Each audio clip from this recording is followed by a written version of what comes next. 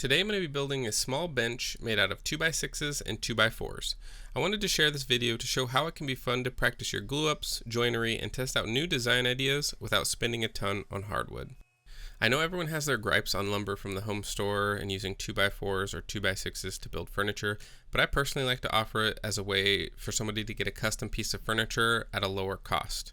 Whenever I am using 2x4s or 2x6s, I try to always get the KD option, which means that it's supposed to be kiln dried, but you do always run a little bit of a risk that it's not. Another concern when using material like this from your home store is that it's going to cup and twist after you glue it up, which is a valid concern.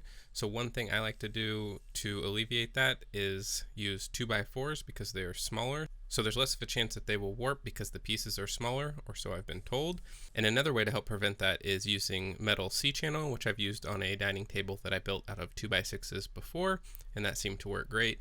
These benches are only 12 inches wide, so I'm not really concerned with that. One thing that was brought up to me in a comment was, why don't you just buy a 2x12 and make the bench that way? And you totally can, especially if you don't have all of the tools that I have, but I enjoy the process of breaking down the material and getting it ready for a glue up.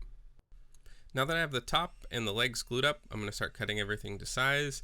I'm doing this on my crosscut sled. If the top was any longer, I probably would just pull out my track saw, cut one end, and then measure to the length that it needs to be, and then cut it on that line. But since it's a smaller piece, I'm just going to do it on my crosscut sled.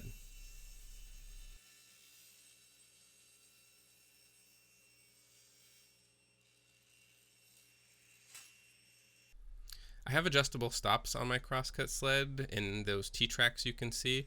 I really like those because it makes things a lot easier when you're cutting multiple parts to the same length. So usually I'll set up that stop about 15 or 16 inches from the blade, and then that way I get a repeated cut every time, and I know that my legs are all the same length.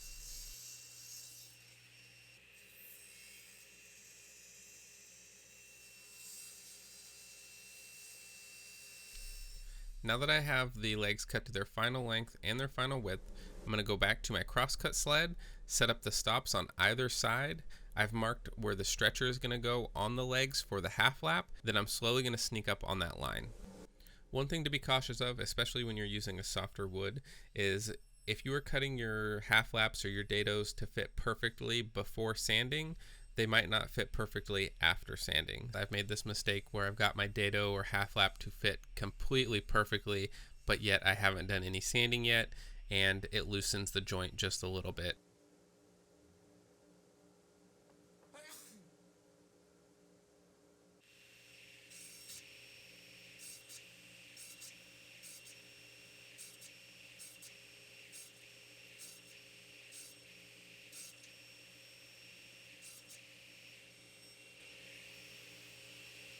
I wanted to add a nice little corner profile because I like rounded edges and corners, so I used my template, cut off the excess, and then I took it over to my router lift, which is unnecessary. You could just use a sander to finish that off. Also, on everything I've been making, I've just been really obsessed with round corners, round edges, round everything, so of course I'm going to throw a 1/2 inch round over on the legs.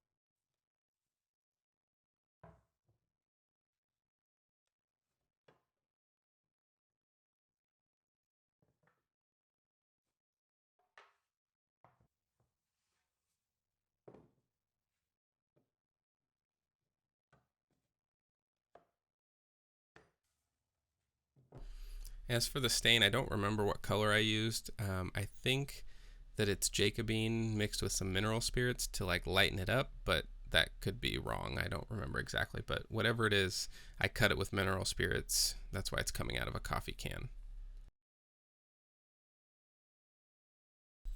Then to attach the base to the top, I'm just going to use some figure 8 fasteners. Very easy, very simple, and effective way to attach a base to a top, whether it's a coffee table, bench, dining table, desk, anything like that. They work great.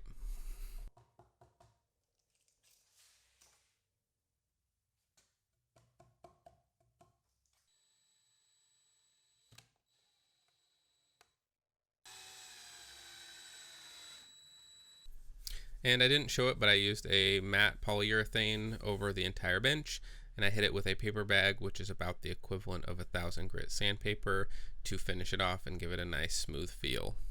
Thanks for watching the video. Let me know what you think, and if you like furniture made out of 2x4s, 2x6s, if you like the look of it, if you like practicing designs and joinery yourself with material like this, or if you think that it's stupid and everybody should stop doing it. But I'm not going to stop. I enjoy doing it. I like it, and I like to be able to offer something at a little bit lower cost to people that want a custom piece of furniture.